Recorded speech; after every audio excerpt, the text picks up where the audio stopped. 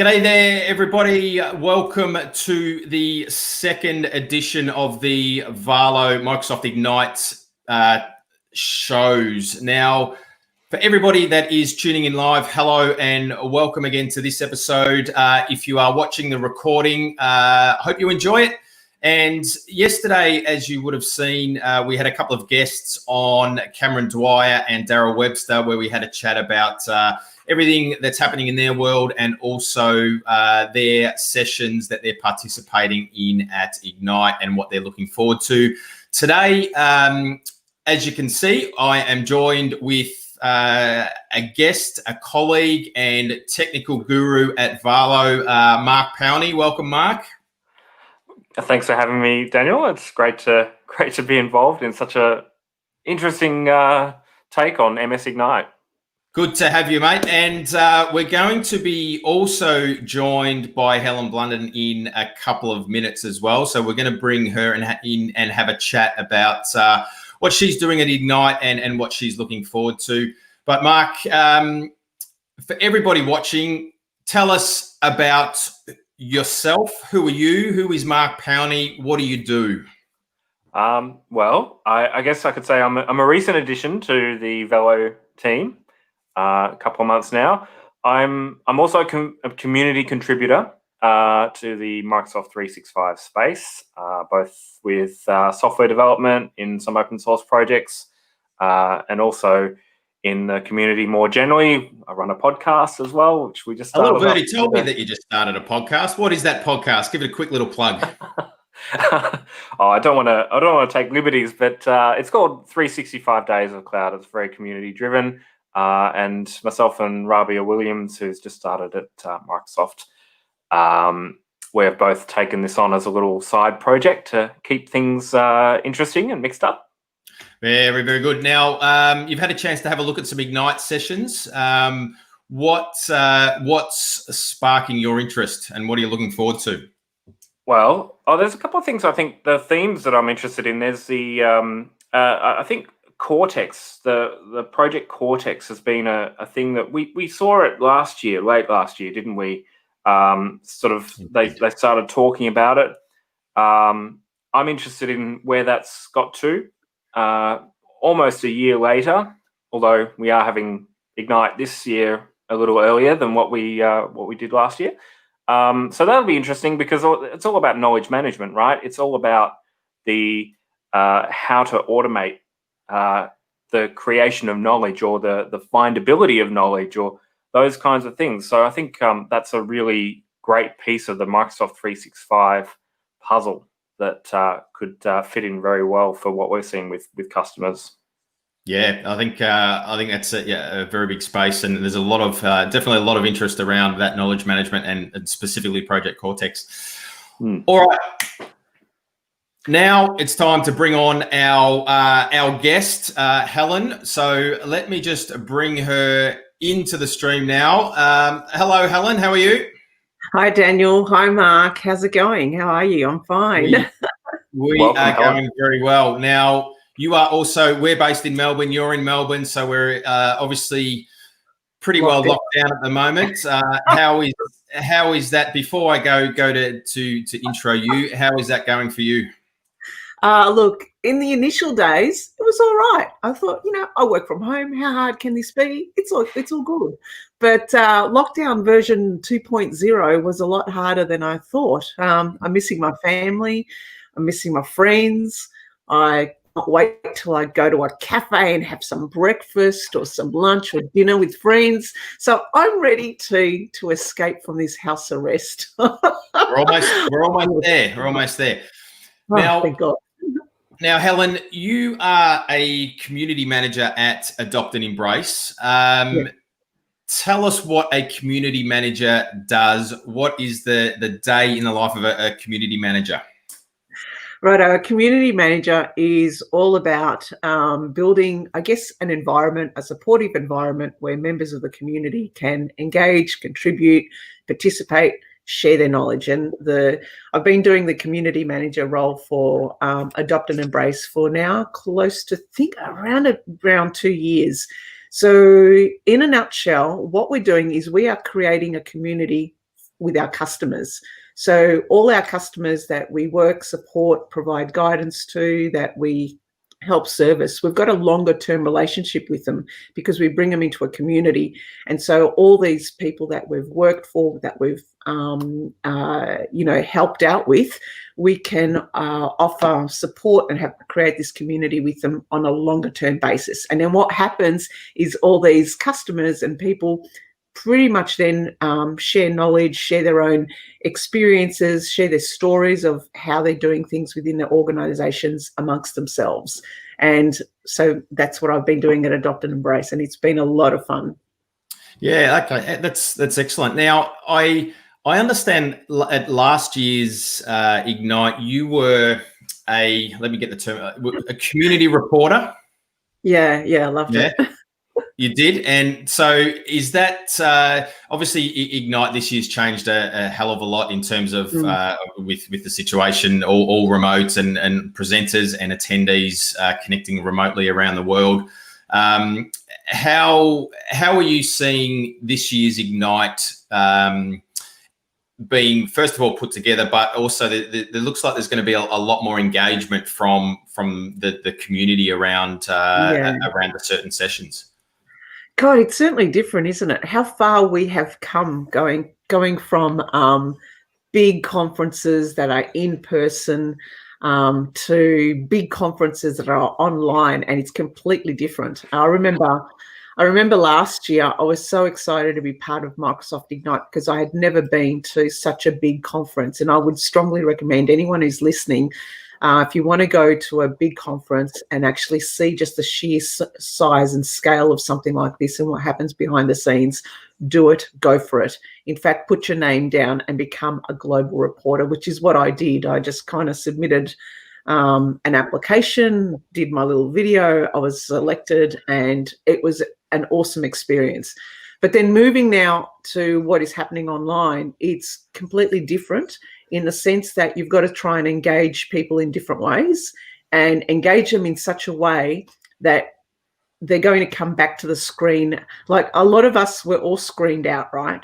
But if we could look at ways of being able to deliver different experiences in an online format and keep people coming back and still having that connection and the networking and the socializing as well in an online format, you got a winner there. So Microsoft Ignite this time round, it's completely different. It is completely different, but it's different in a good sense. And I think it's, in a way, it's good because it's actually showing us different ways of being able to communicate, collaborate, and connect with each other in completely different media formats. Yeah, I think that's, Mark, I know you and I see that on a daily basis coming on board to a global company and trying to keep that engagement happening virtually. I know when we're even conversing between you and I or our team here in APAC, it is, while we might only be 20 minutes away or half an hour away from each other, it's still a virtual thing. How, from your experience so far, Mark, especially internally, how have you seen us do that well, I guess, and how we're doing it? Well, I guess we're in a position, we work in this industry, so we know the technology reasonably well already, which is great. It sort of gives us that one step closer to making it work. The thing I've noticed, so particularly for a global company like Valo, or there's many other global companies that work in this way now, is it's actually easier for us because we're in Australia to communicate with the rest of the team because everyone else is doing things online already. So it's almost like, in that context, it makes it easier if there's individuals in different locations worldwide to engage with the rest of the team in a consistent way.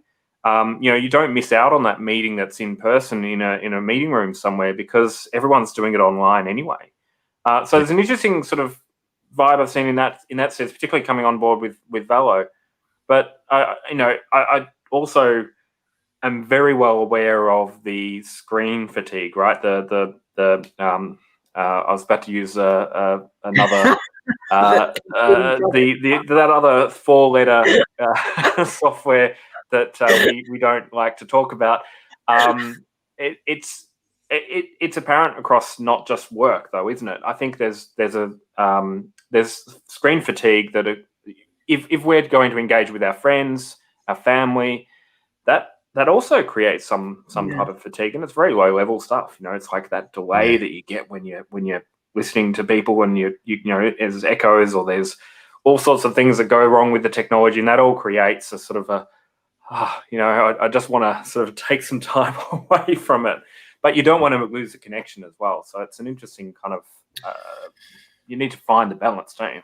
It is. And Daryl Webster mentioned yesterday about a few ways that Datacom are driving that engagement with them. How do yourself and Paul and Adopt and Embrace as a whole continue to drive that employee engagement? I guess you guys are fairly probably remote and in that way anyway, but how do you guys, I'm always interested to know how other organizations communicate and have that employee engagement in that remote style.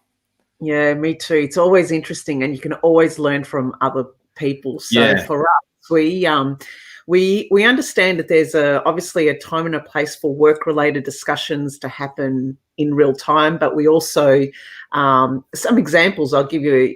We have meetings where we're all there in the one hit, so it's synchronized at that. It's there at the meeting. We have all our meetings are recorded so that people who aren't there can watch them at other times. Using Microsoft Teams, right? Of course. Sorry? Using Microsoft Teams, of course, right? Oh, yeah. So everything to do with Microsoft. So all our meetings are recorded. Some of the other things that we've incorporated in, we have virtual coffees. So Mondays, 9:30, virtual coffees, you turn it on. These are all informal. So it's whoever can rock up. So we basically, go into Microsoft Teams, we have a bit of a coffee, and it's kind of like supposed to simulate that coffee chat you have at the kitchen area, just before you start work. We also have Wednesday afternoons, a mindfulness moment. So knowing that, where we don't talk about work, where we talk about how we're feeling, what are kind of some of the things that we are doing to kind of support our own health and well-being. So we might have talks about, meditation apps. We might talk about, stuff that, things like, what else have we talked, how much sleep we're getting, how much work, or,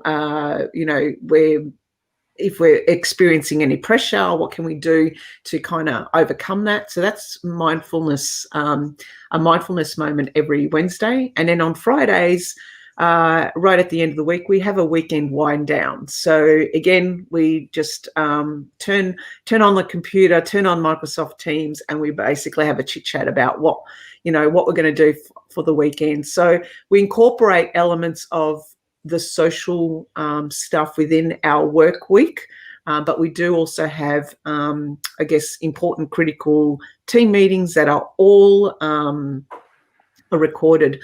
We do have once a month what's known as an hour of power. We actually value the knowledge that we all have in the team. We all have something to share. We all have something to show. We can educate others about our stuff. And so this hour of power every month is for an hour. We are responsible for educating our colleagues and peers about something that we do quite normally. So in the past, I've run an hour of power on how to use Twitter for professional development. I've run hour of power on community management skills, and everyone just runs their hour of power on their own expertise, and they kind of peer learn. So these are just some examples of what we do. Yeah, excellent. It's always interesting to hear what others are doing. And Daryl's joining in live, as you can see, with some little comments via Twitter there as well. Hi, Daryl. Together. Yeah. So let's turn our attention to Ignite. Now you're involved in a couple of sessions or table talks, I think they're called. Two of them: prepare yourself for a future of learning, and also joining Daryl on the panel as from the working from home and how other people are doing it. So tell us a little bit about the prepare yourself for a future of learning table talk. Yeah, well, basically these table talks, they're not effectively kind of like us talking and presenting a topic on the future of learning. So in effect, it's a group of us who will be moderating and facilitating a discussion around how to prepare yourself for the future of learning.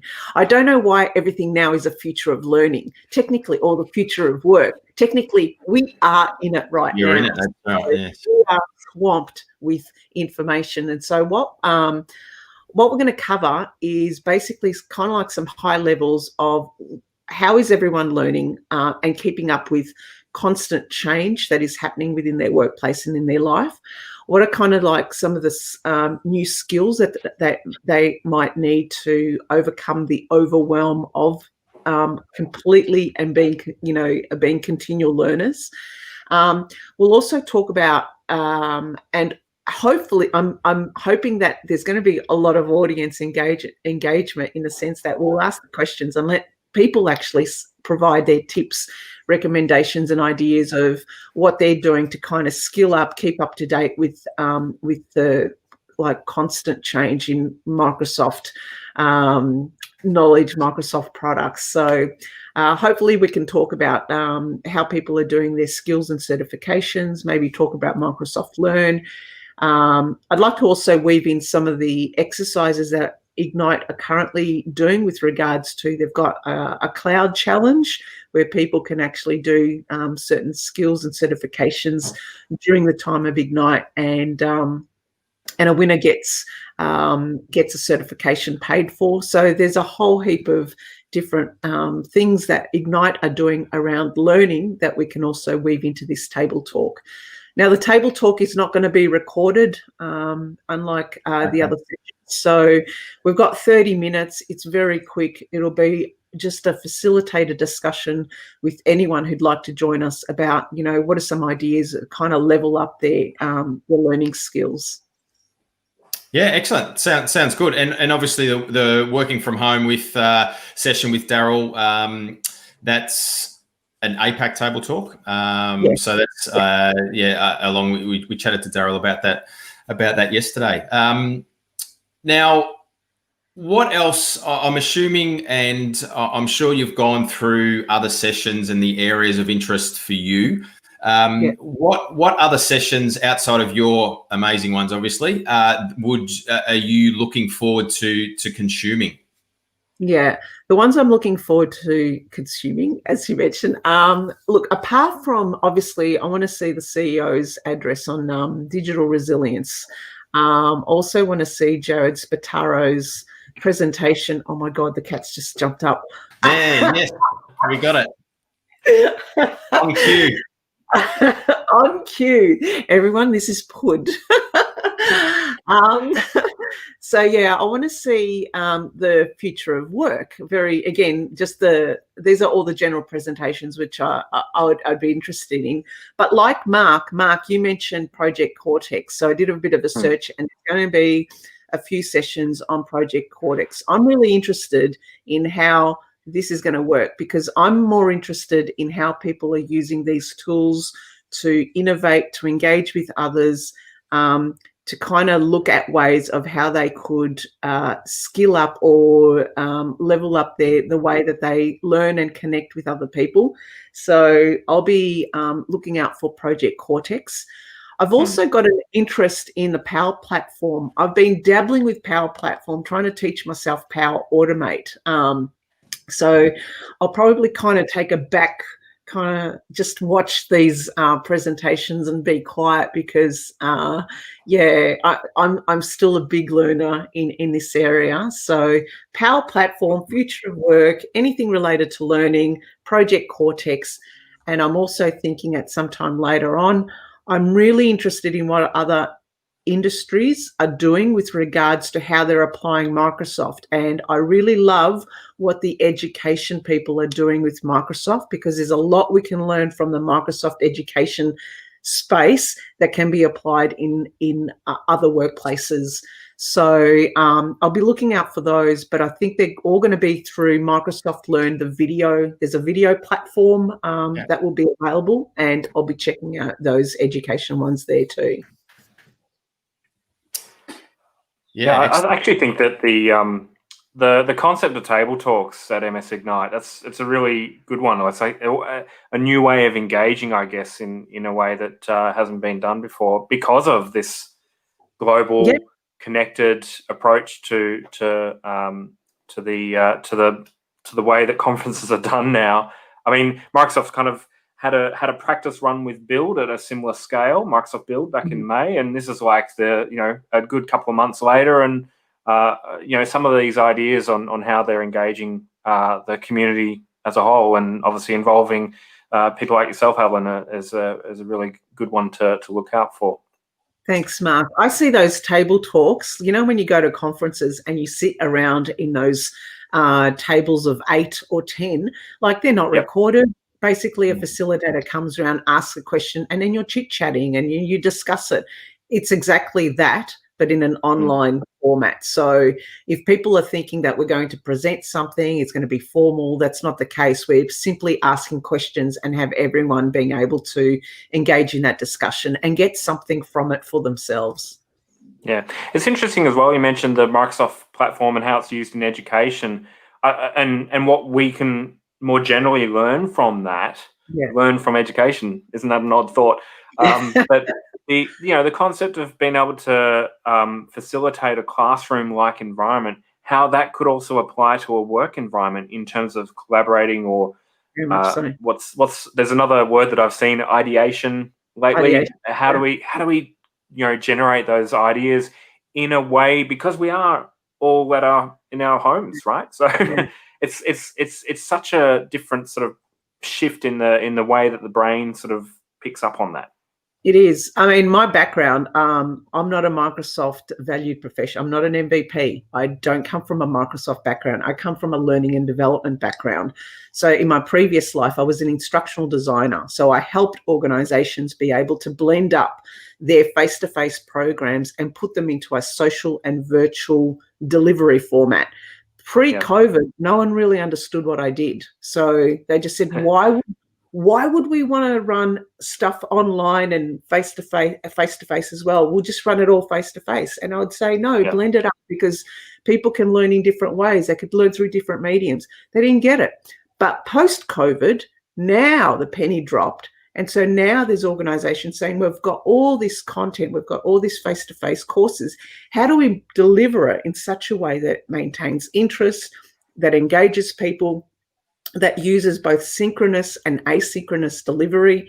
And so that has always been my area of expertise, helping people do that. So yes, education people are doing it right now, and there is so much we can learn from them with regards to how do we break up our things that we took for granted and did face-to-face to put it into some kind of blended hybrid way. There's definitely a focus on how the mind works, in a sense, and how this shifts everything. Even Chris O'Connor just commented on the feed. I'm not sure which medium it is, but he made the point about the morning commute, or the commute into the company that you work for. That's not there when we work from home, but it's actually a process that you go through when you travel into work. Your mind starts to shift to a different way of thinking, perhaps, or what's ahead for the day, or all that sort of thing. And that time that you take to do that commute is a big part of that. It helps get you into that zone. And without that, if you're just walking from the kitchen to the spare room, like what I'm doing, you don't get that time to shift into the mindset of what you're actually there to do. What I'm hearing you say is you basically, how do we manage boundaries? How do we create boundaries from our work and our life? And that's something that we'll cover in the table talk as well. So it'd be really interesting to see how people deal with it. For me personally, the way I've created a boundary is simply getting up and going for a walk, my morning walk, and I have to do my 10,000 steps before I start work. Come home, shower, change. I get changed into work clothes. I do not stay in tracksuit pants. I put on makeup and I go straight into the home office. I close the door. At the end of the day, I open the door up and close it again, and that is it. So I've created kind of like boundaries, but everyone does things differently. So that'll be really good to hear how others do it during the at the table talks. Yeah, definitely. Excellent. All right.